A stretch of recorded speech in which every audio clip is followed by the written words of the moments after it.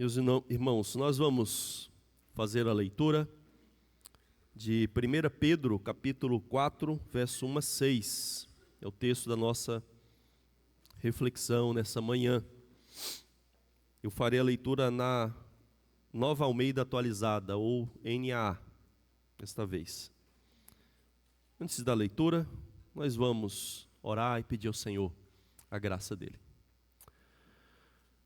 Santo e amado Pai, nós, mais uma vez, diante de Ti, por meio do nosso mediador Jesus Cristo, queremos clamar que o Teu Espírito Santo, o Espírito do Teu Filho, por meio da Tua Palavra, Senhor, venha moldar em nós uma disposição mental, conforme o Teu Filho Jesus Cristo.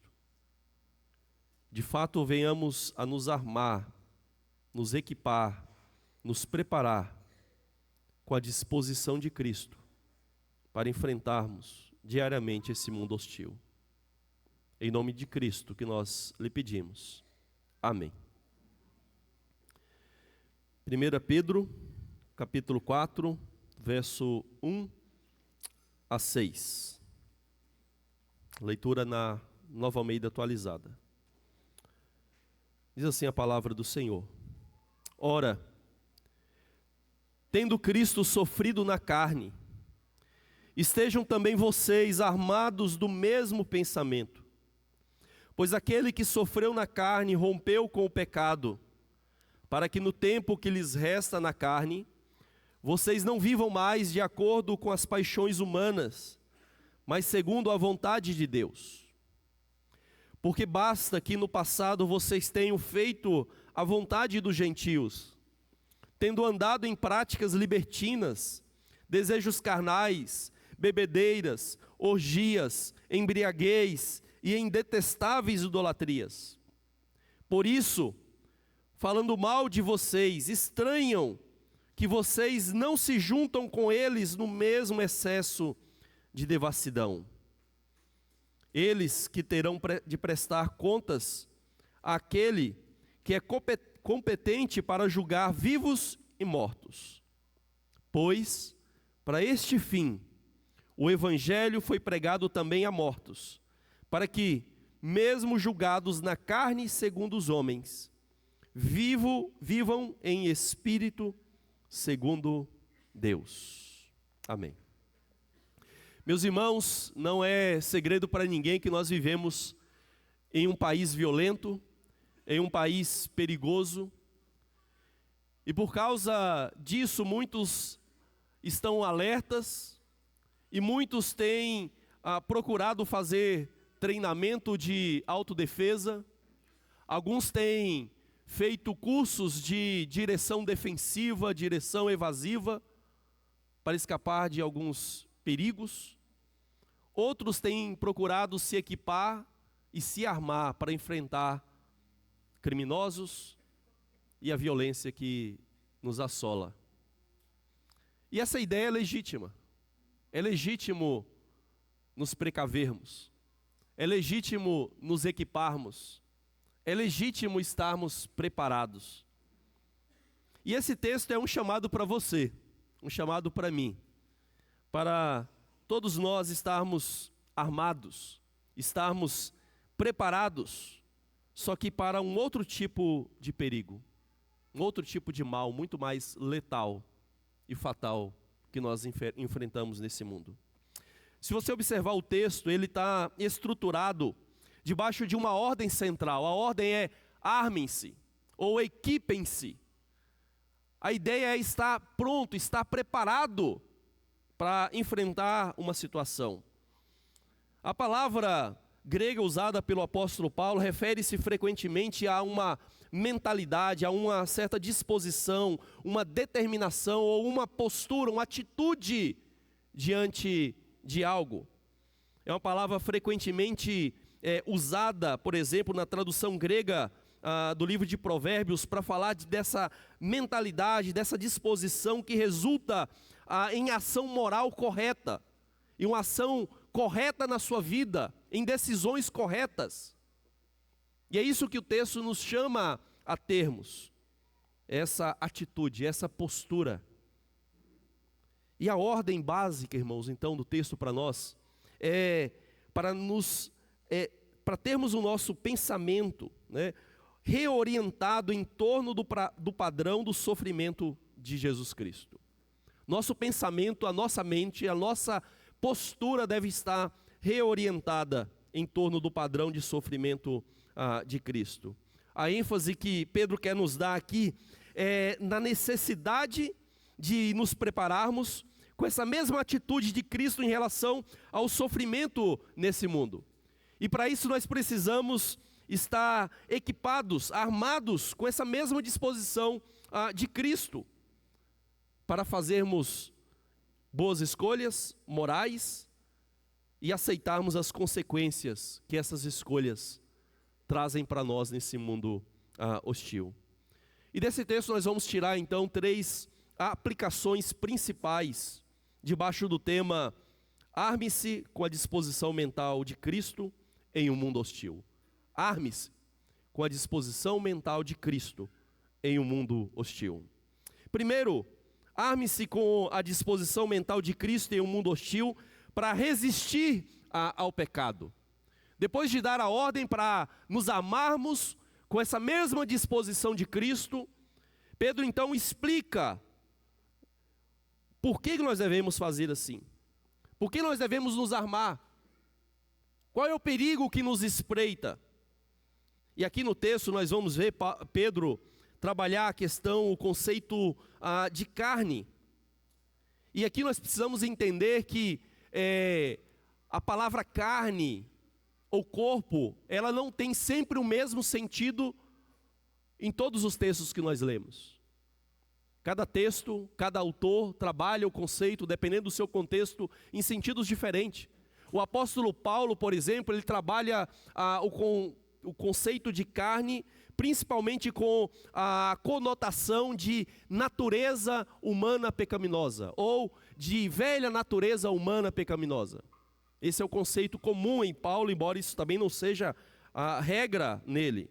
E Pedro aqui usa o termo não nesse sentido que Paulo dá de velha natureza humana ou de natureza pecaminosa, natureza caída, mas Pedro usa o termo no sentido de a vida presente, a vida humana, a vida aqui na carne, a vida aqui debaixo do sol, a vida aqui nessa terra. Esse é o sentido que Pedro dá para esse termo aqui no seu texto, e ele usa diversas vezes esse texto. E veja que aqui há uma ênfase de Pedro, num contraste entre o desejo humano e a vontade de Deus, ou o propósito de Deus. Ele usa uma palavra grega, epitimia, e essa palavra, ela frequentemente é usada nas Escrituras com um sentido negativo, de desejos, de paixões, de cobiça. Frequentemente, na maioria das vezes, na verdade, essa palavra tem esse sentido negativo. Mas, contudo, a palavra em si, ela não tem a conotação negativa. Ela é usada também em sentidos neutros ou positivos na Escritura. Jesus, por exemplo, usa essa palavra, ou os evangelistas usam, quando descrevem que Jesus disse que ele desejava muito comer a Páscoa com seus discípulos. Não há nada de pecaminoso em desejar comer a Páscoa com seus discípulos. É dito também do apóstolo Paulo, em Filipenses, que ele desejava partir e estar com Cristo, que é incomparavelmente melhor. Então veja, não é negativo, é positivo demais. Desejar, ansiar estar com Cristo, o que é incomparavelmente melhor. E eu chamo a sua atenção para isso, por quê, irmãos? Porque, embora desejos pecaminosos comumente nos assediem, é mais comum nós cristãos, nós que conhecemos a Cristo, pecarmos por causa de desejos que em si mesmo não são maus. Eu sei que nós somos tentados por desejos maus. Eu sei que, como seres humanos, nós temos tentações más. Desejos libidinosos, cobiça e muito mais. Contudo, Isso fica evidente para nós. Então nós nos guardamos mais facilmente. O problema que nós enfrentamos como cristãos são de desejos legítimos, que muitas vezes nos levam a pecar contra o Senhor. Nós colocamos os nossos desejos acima da vontade de Deus, e então fatalmente nós pecamos contra o Senhor. Embora o desejo em si, ele não seja ilegítimo. Nós muitas vezes desejamos mais o cuidado conosco mesmos, desejamos riquezas, desejamos o lazer, o conforto, a família, ser amado, ser admirado. Veja, não são coisas ilegítimas, são? Não.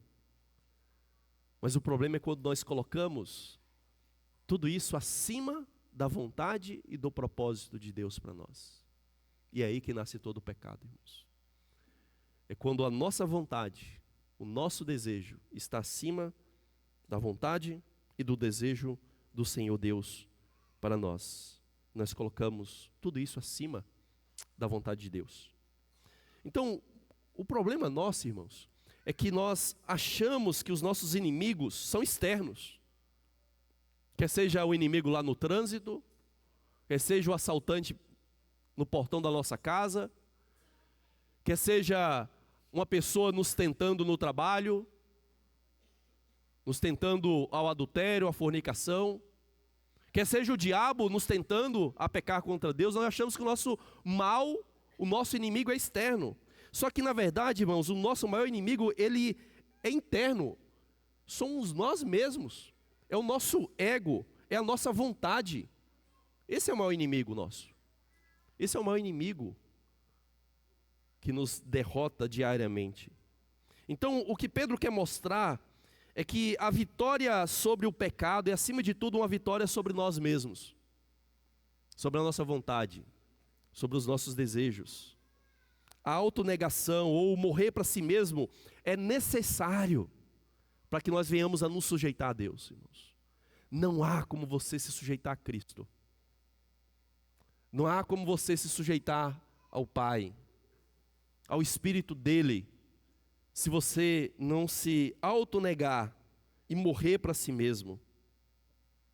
Então, o que Pedro quer mostrar aqui para nós, não é que o sofrimento físico na carne deve ser visto como uma penitência expiatória. Aquele que sofreu na carne venceu o pecado, né?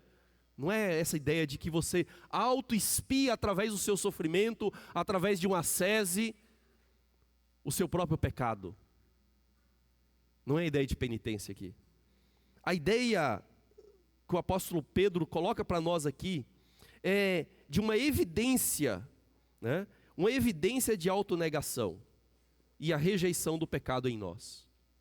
Quando nós escolhemos sofrer em vez de pecar, significa que nós negamos a nós mesmos, as nossas vontades, aos nossos desejos, por causa da vontade de Deus para nós, por causa do propósito do Pai para nós, o que Ele tem para nós. Então nós nos autonegamos, rejeitamos o pecado, e isso é o que Pedro quer dizer por quem sofreu na carne, venceu o pecado, ou está livre de pecado. Ou seja, você está derrotando o pecado todas as vezes que você escolhe o caminho de sofrer com Cristo, de ter a mentalidade de Cristo, em vez de se sujeitar à sua própria vontade, às suas próprias paixões, aos seus próprios desejos. Lá em Gálatas 5, verso 24, o apóstolo Paulo diz assim: os que pertencem a Cristo Jesus crucificaram a carne com as suas paixões e os seus desejos. Em Cristo, unidos a Ele, fomos crucificados e somos chamados a fazer morrer diariamente a nossa carne. Agora no sentido de natureza pecaminosa, de fato. E como nós fazemos isso? Quando nós aceitamos o caminho de sofrer na carne, agora no sentido dessa vida aqui terrena, nos sujeitando à vontade de Deus. Lá em Hebreus 11 também nós temos um relato interessante da atitude de Moisés no mundo. É dito que pela fé Moisés, sendo homem feito, recusou ser chamado filho da filha de Faraó, preferindo ser maltratado junto com o povo de Deus, a usufruir os prazeres transitórios do pecado. E ele entendeu que ser desprezado por causa de Cristo era a riqueza maior do que os tesouros do Egito, porque contemplava a recompensa. Ou seja, a escolha por sofrer o mal, a escolha por ser desprezado, é uma evidência de que nós entendemos o valor maior, a riqueza maior que é Cristo Jesus. E isso, para Pedro, é uma demonstração de que o pecado foi derrotado na nossa vida. Não é que o pecado não existe, não é que agora nós somos perfeitos, santos e imaculados. Não, não é isso. Ele está dizendo, o pecado foi derrotado, porque eu estou vendo vocês estão optando pelo caminho de Cristo, seguir os passos de Cristo, no sofrimento, nas injúrias, nas difamações, do que fazer a sua própria vontade, que naturalmente é escapar de todo sofrimento, é ter um bem-estar, é ter o prazer. Isso é evidência da derrota do pecado nas suas vidas. Então o fato é, irmãos, que nós temos uma escolha a fazer. E a escolha que fazemos demonstra se nós vencemos ou se nós perdemos para o pecado. Se estamos vencendo ou se estamos perdendo. A escolha do caminho fácil e largo é o que muitos fazem, né? Um caminho fácil, um caminho largo, que é de aceitar, assimilar os valores, as normas, as práticas que esse mundo aceita. De seguir o caminho aceitável dessa sociedade. Esse é o caminho fácil. Essa é uma escolha que muitos fazem. Ou a escolha da porta estreita, o caminho apertado de obedecer a Deus.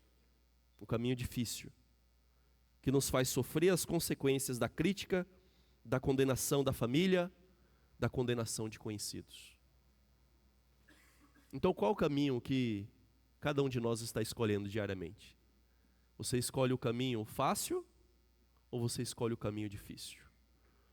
O caminho fácil de ter o respeito, a admiração e a aceitação das pessoas, da própria família, ou o caminho difícil de receber a injúria, a rejeição, a crítica das pessoas e até mesmo a perseguição e morte literal. Portanto, irmãos, arme-se em preparação contra o pecado que sequestra a sua vontade contra a vontade de Deus. Quando você escolhe pela graça sofrer em vez de pecar, isso faz você viver o resto do tempo na carne, nesse mundo, não mais motivado por desejos humanos, mas sim motivado pela boa, agradável e perfeita vontade de Deus. Então esse é o primeiro ponto para nós. Arme-se com a disposição mental de Cristo em um mundo hostil, para resistir ao pecado. Mas em segundo lugar, arme-se com a disposição mental de Cristo em um mundo hostil para resistir ao mundo. Aqui agora o apóstolo Pedro faz um contraste nos versos 3 e 4, um contraste de como aqueles irmãos viviam no passado sem Cristo e com a nova vida que eles agora viviam seguindo a Cristo. Ele mostra que há uma grande diferença, uma grande distinção, e que eles de fato estavam vencendo o mundo e as propostas sedutoras desse mundo para ele. Paulo usa aqui uma série de 7 palavras para qualificar as pessoas e o comportamento mundano dos gentios ou pagãos aqui no texto. E as 5 primeiras palavras que o apóstolo Pedro usa, eu sempre troco Pedro com Paulo, né? Então, quando eu errar, vocês já entenderam. As 5 primeiras palavras que Pedro usa aqui, têm em comum a falta de domínio próprio, o autocontrole.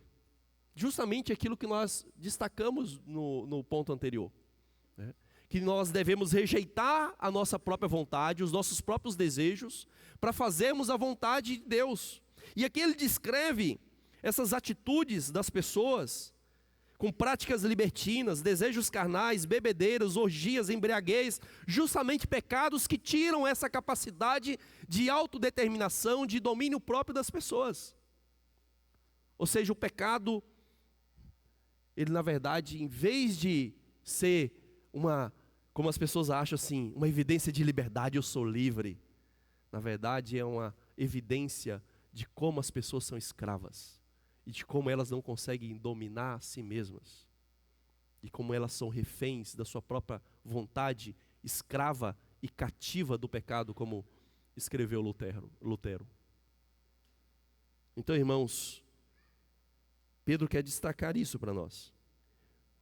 Como nós precisamos enfrentar o mundo e essas paixões que há nesse mundo, o pecado que há nesse mundo.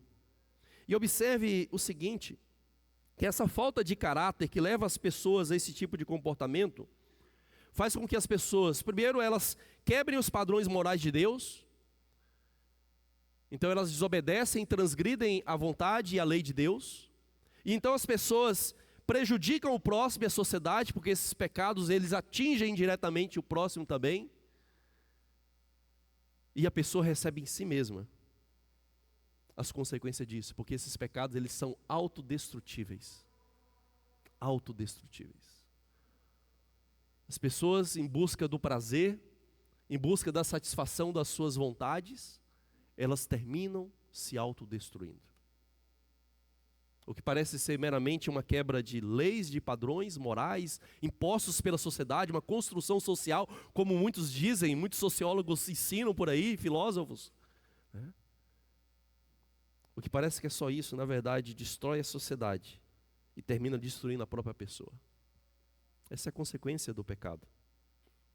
E assim, irmãos, como naquela sociedade romana, essa forma desregrada de vida, ela é motivada e justificada pela idolatria do coração. Veja que Paulo diz aí que eles tinham detestáveis idolatrias. E é interessante que os termos que o apóstolo Paulo usa aqui para descrever a vida pecaminosa da sociedade romana e, consequentemente, também, obviamente, da nossa, porque vivemos no mesmo mundo, a natureza humana ainda é a mesma, o homem ainda é o mesmo, a sociedade é a mesma. Só mudou a época, só mudou o ano, só mudou o governo, mas é o mesmo. Práticas libertinas, desejos carnais, bebedeiras, orgias, embriaguez, tudo isso aqui era feito debaixo do auspício da autorização dos deuses romanos. Na verdade, estudiosos entendem que esses termos aqui são termos aplicados em muitos festivais para deuses pagãos, para deuses romanos. O deus Baco, a Saturnália romana, que era uma festa no final do ano.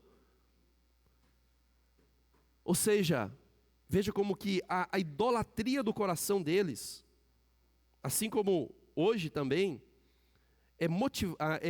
é uma justificativa e motiva esse comportamento pecaminoso. E autovalida esse comportamento.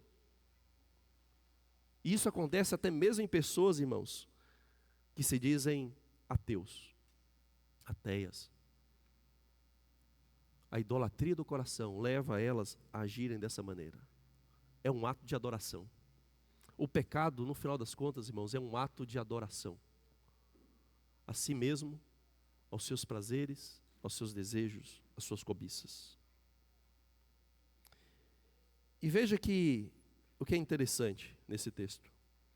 Assim como naquela sociedade que era politeísta, que adoravam diversos deuses, uma miríade de deuses, a nossa sociedade relativista e tolerante também não tolera aqueles que pensam e agem diferente. Veja que os romanos tinham muitos deuses, mas eles não toleravam a pregação de Cristo como Deus único. Eles não toleravam.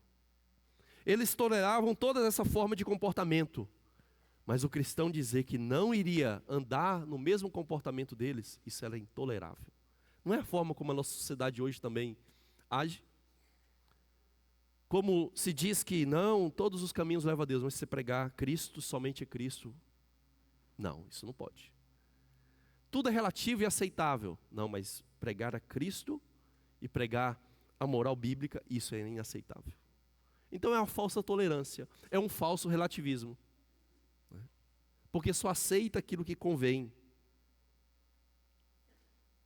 E como diz uma autora, Karen Jobs, ela diz assim: em nossa era globalizada e pluralista, as questões do pluralismo multicultural estão criando uma ética semelhante ao do politeísmo que Pedro enfrentou.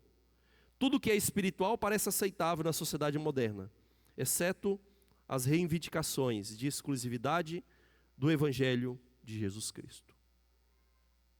Menos o Evangelho, menos a Cristo, é aceitável e tolerado nessa sociedade. E é isso que nós enfrentamos, irmãos. É isso que nós enfrentamos nesse mundo. E é por isso que vocês precisam estar preparados e armados com a mesma disposição de Cristo para resistir ao mundo, à sua sedução, à sua pressão, à sua perseguição. Portanto, arme-se com a mesma disposição mental de Cristo em um mundo hostil para resistir a esse mundo, a essa sociedade. E em terceiro e último lugar, arme-se com a disposição mental de Cristo em um mundo hostil para resistir ao juízo. Os versos 5 e o verso 6 destaca essa questão aí do juízo de Deus sobre a humanidade, sobre todos, que é descrito aqui como vivos e mortos, ou seja, toda a humanidade está debaixo do juízo. Mas é interessante que o texto anterior falou que eles sofriam, né? Que eles eram julgados na sociedade romana, de diversas formas. Primeiro, o texto explicita aí que os pagãos falavam mal deles. Isso é uma forma de juízo. Tanto que Tiago diz assim: irmãos, não falem mal uns dos outros, porque quem fala mal do irmão, julga seu irmão, fala mal da lei e julga a lei. Ou seja, falar mal, a maledicência é uma forma em si já de juízo. E aqueles irmãos sofriam isso na sociedade, como nós também sofremos ainda nesse mundo. Mas em muitos casos, eles eram literalmente julgados e eram condenados à morte naquela sociedade. Assim como muitos irmãos nossos hoje continuam sendo julgados. Na verdade, nem são julgados, eles são sumariamente executados e mortos. E o que Pedro quer então nos lembrar é que nós não devemos temer o julgamento humano. Não devemos temer o julgamento humano. E para isso nós precisamos de quê? Precisamos nos armar com a mesma disposição de Cristo ao enfrentarmos o mal, o julgamento nesse mundo. Lembra que Jesus disse que nós devemos temer mais o julgamento divino do que o julgamento humano? Mateus 10, 28, não temam os que matam o corpo, mas não podem matar a alma. Pelo contrário, temam aquele que pode fazer perecer no inferno tanto a alma como o corpo. Qual é o julgamento que devemos temer? Não é o julgamento ou a crítica desse mundo. Devemos temer a desaprovação de Deus e o juízo de Deus. Esse é o julgamento que devemos, no final das contas, temer. Agora a questão desse texto e a dificuldade desse texto para nós é: o que Pedro quer dizer com o evangelho ter sido pregado a mortos? E há três diferentes entendimentos, irmãos, e eu vou passar bem rápido por eles. Um é que esses mortos se referem a toda a humanidade, todos aqueles que morreram sem ouvir a lei de Deus ou sem ouvir o evangelho de Cristo, eles têm que ouvir, mesmo mortos, o evangelho. Então essa é uma opinião que muitas vezes leva ao universalismo, ou seja, todos no final vão ser salvos, mas não necessariamente significa isso. Uma segunda interpretação é que os crentes mortos do Antigo Testamento, antes de Cristo vir, antes do Evangelho ser pregado explicitamente a eles e completamente a eles, morreram. Então agora Cristo vai até eles e prega o Evangelho para eles, para que agora eles sejam tirados daquilo que muitos teólogos chamam de o limbo, né, que é a borda do inferno. E eles não estão no inferno, porque eles eram crentes do Antigo Testamento, mas estavam lá próximo das bordas, que é o chamado limbo. Então agora eles são libertos de lá e são levados para a glória celestial, né? E a terceira interpretação é aqueles que ouvem o Evangelho e creram enquanto estavam vivos, mas que agora estão mortos. E essa terceira interpretação, eu creio que ela é a melhor em todos os sentidos. Primeiro, porque a Bíblia não ensina explicitamente que o evangelho é pregado a pessoas mortas, e muito menos aqueles que nem mesmo foram cristãos ou judeus da antiga dispensação. Segundo, que a Bíblia claramente mostra que após a morte não há mais mudança do status da pessoa. Depois da morte é o juízo, não há mais oportunidade de redenção. E no contexto de Pedro, faz sentido a gente entendermos que aqui era o evangelho pregado para pessoas vivas que agora estão mortas, porque Pedro quer mostrar que a morte do crente não invalida o evangelho, não anula o evangelho, que o fato do crente sofrer e morrer não significa que o evangelho foi em vão, que a crença em Cristo, o seguir a Cristo e o sofrer tudo isso foi em vão. Lembra que no contexto de Pedro, muitas pessoas, enquanto estavam vivas, ouviram o evangelho e após tornarem-se cristãs, ou elas morreram por causas naturais, por enfermidades, ou elas foram julgadas e condenadas, mortas por homens, ou seja, mortas na carne.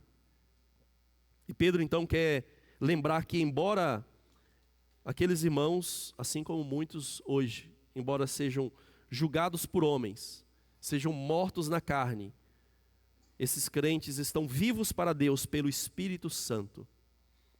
Essa eu creio que é a melhor tradução. Pelo Espírito, eles estão vivos na presença de Deus. São mortos na carne, mas porque criam no Evangelho, eles estão vivos. E vivo aqui não é meramente no sentido de existência, porque Satanás está vivo no sentido de existência. Os condenados eternamente estarão vivos no sentido de existência. Mas a vida no sentido de vida plena, é vida, relacionamento com Deus. Eles estão com Deus.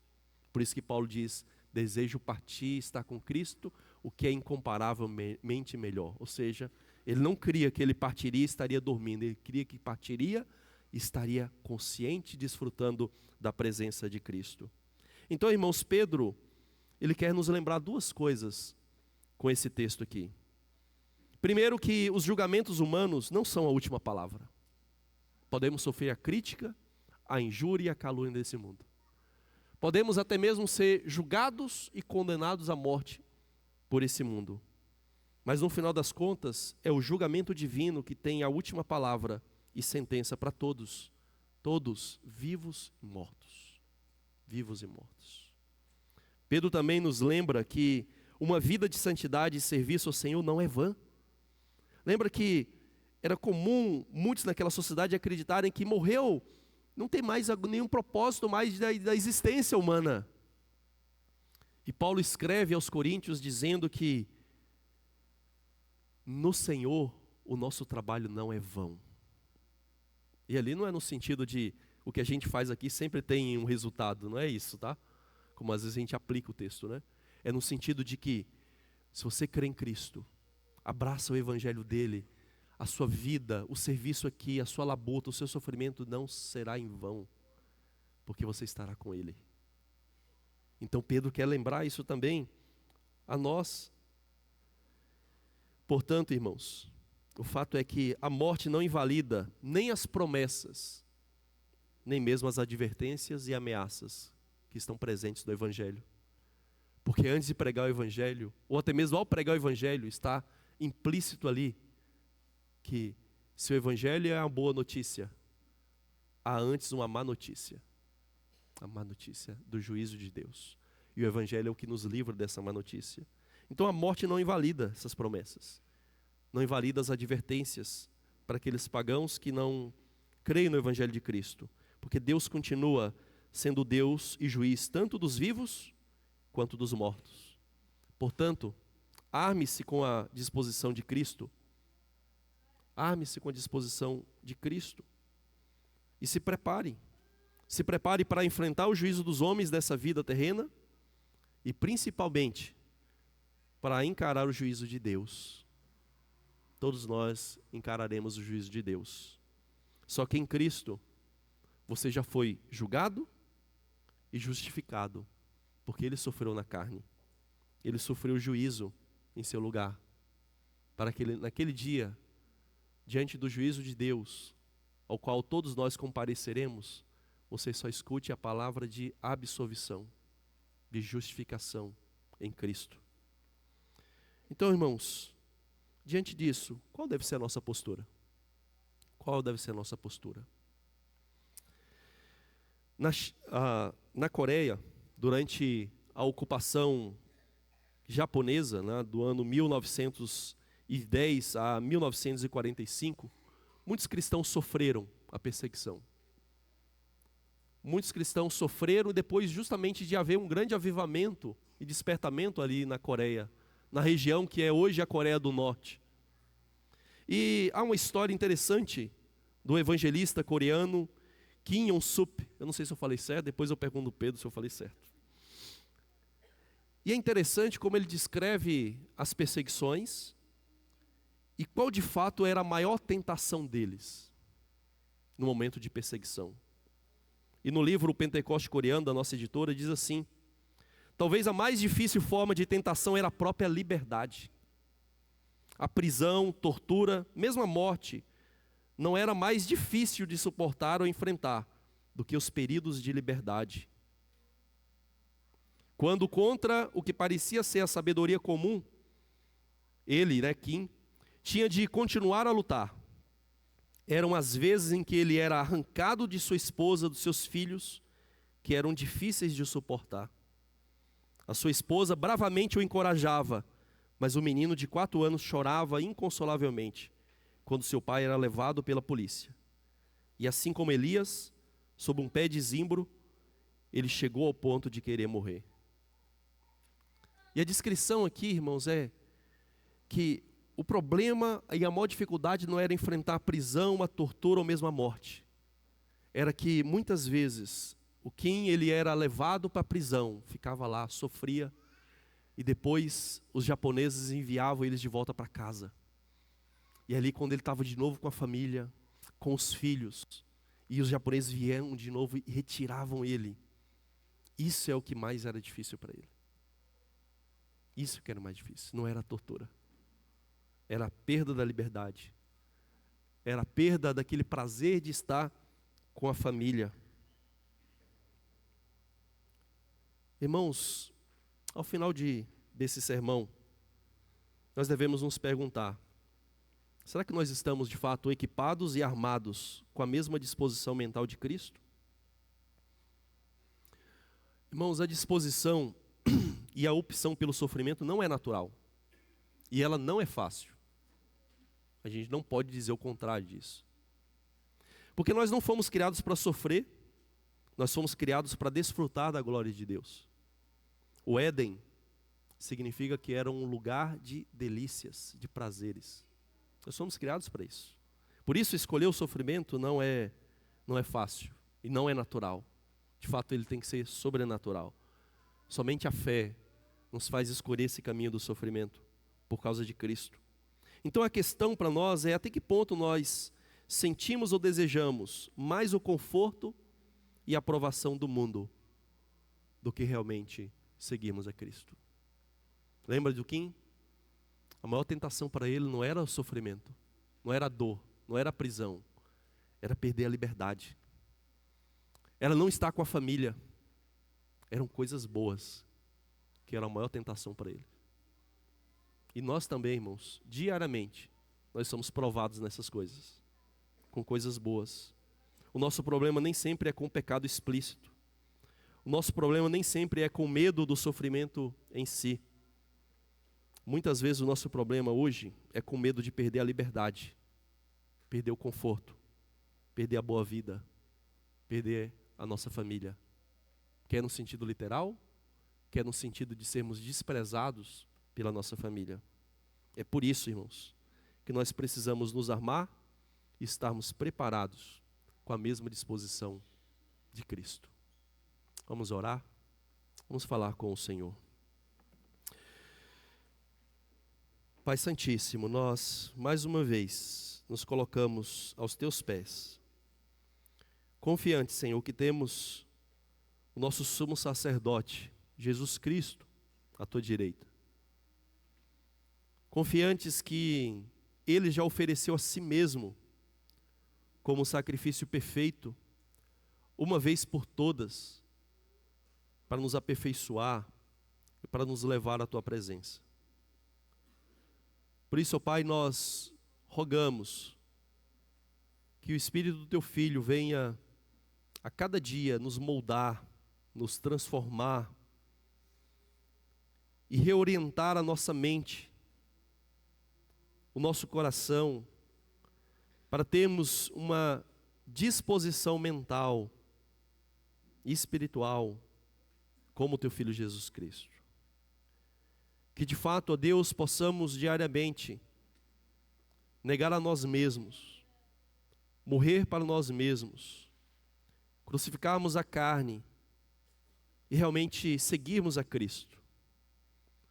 Ó Senhor, sabemos como muitas vezes as nossas vontades, desejos, que comumente são lícitos, não são pecaminosos, mas mesmo assim nos afasta do Senhor, pois colocamos isso acima da tua vontade, colocamos isso acima do servir e seguir a Cristo. Por isso, ó Senhor, nós pedimos que o Espírito do teu Filho, o mesmo Espírito que o capacitou na sua vida humana aqui, a viver, a obedecer, a servir, a se humilhar e por fim sofrer, que Ele também nos capacite a sermos moldados à imagem do teu Filho. Porque, ó Pai, nós fomos de fato predestinados para ser conforme a imagem do teu Filho Jesus Cristo. E precisamos ser a imagem dele, até mesmo no caminho do sofrimento, até mesmo imitando na escolha por sofrer, em vez de pecar, a escolha por sofrer, em vez de negar ao Senhor, a escolha por sofrer, em vez de desfrutarmos os prazeres transitórios do pecado. Ó Senhor, nos capacite, nos purifique, e que de fato possamos experimentar na nossa vida diária essa vitória sobre o nosso pecado, sobre as tentações desse mundo, sobre o juízo desse mundo, e acima de tudo termos a certeza de que em Cristo vencemos o teu próprio juízo, Senhor, porque Ele provou, bebeu até a última gota do sangue da tua ira, para que nós hoje fôssemos justificados e tivéssemos essa certeza que Pedro nos coloca, de que crer no Evangelho, seguir a Cristo não é vão, pois temos a certeza de uma vida eterna com o Senhor. Mesmo julgados na carne, estaremos sempre com o Senhor. Por isso, ó Pai, capacite-nos, limpa-nos e aperfeiçoa-nos à imagem do teu Filho. Em nome dele. Amém.